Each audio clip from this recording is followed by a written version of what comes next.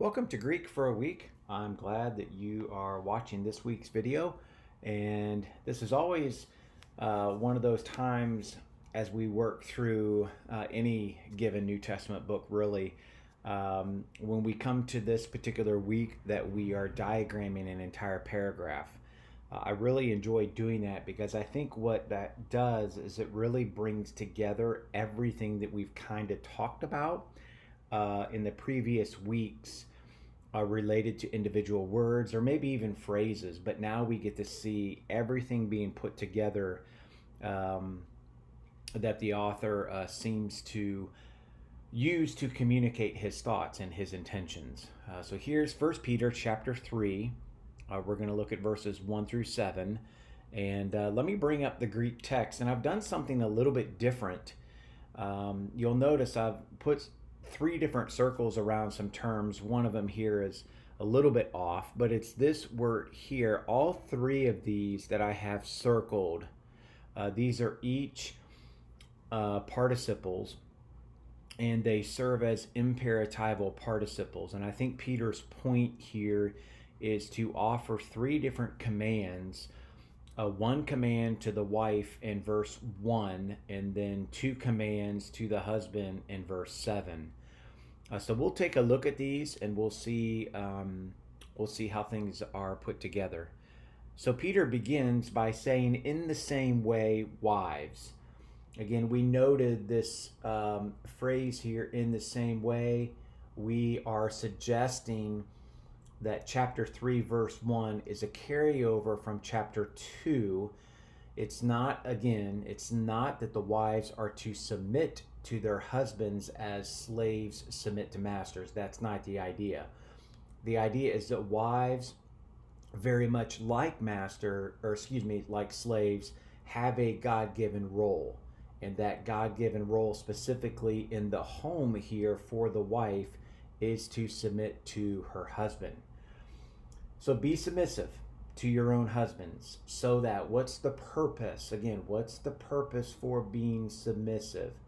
Well, so that even if any of those husbands are disobedient to the word, they might be won over, again, without a word. So now we're talking about, you could say, lifestyle evangelism.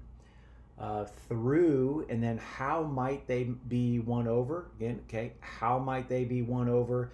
Through the conduct of their wives.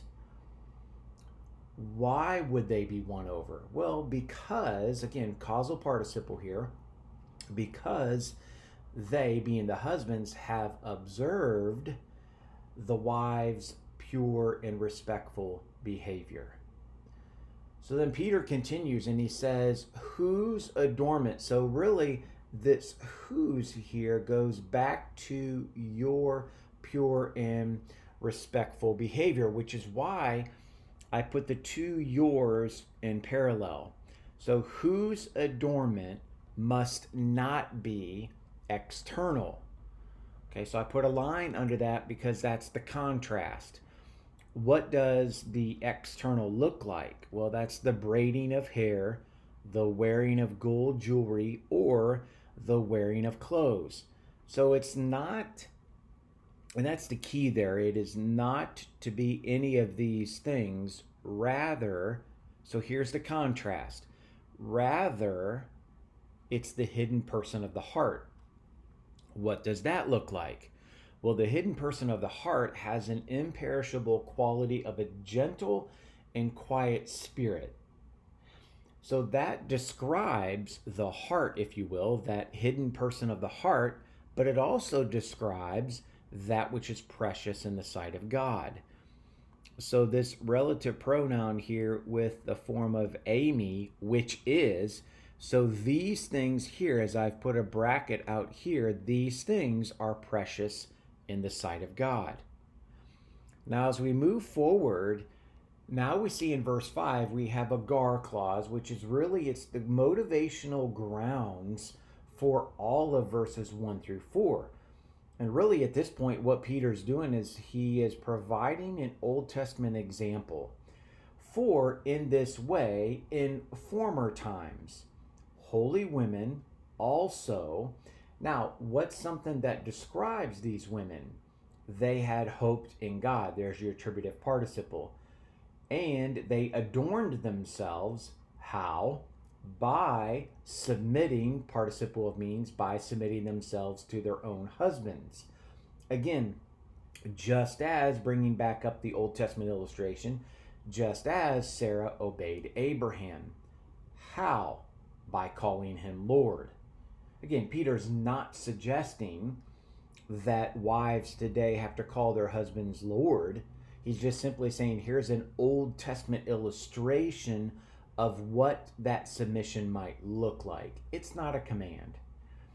Again, whose children you have become, so there's the readers of 1 Peter, if you do good, conditional participle, and if you do not fear. In the same way. So here's in the same way.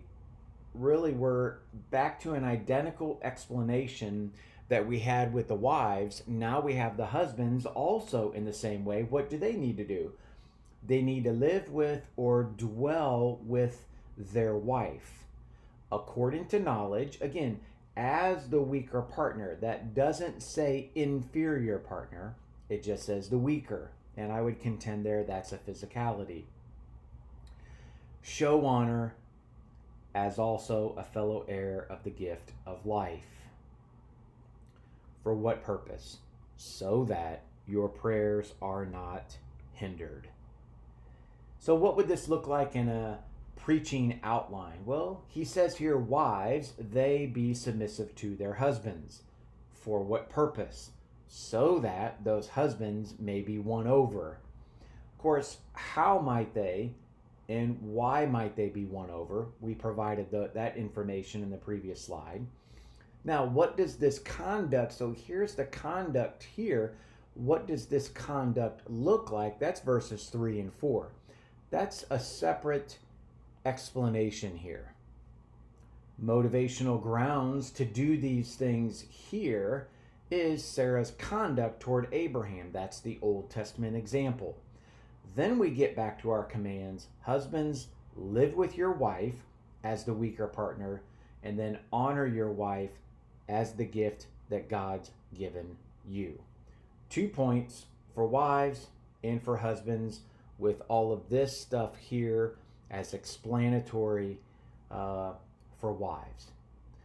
Hope this has been helpful. I've really enjoyed 1 Peter. Trust you continue with me. We will look at verses probably 8 and 9 next week and move forward with the next paragraph. Have a great week.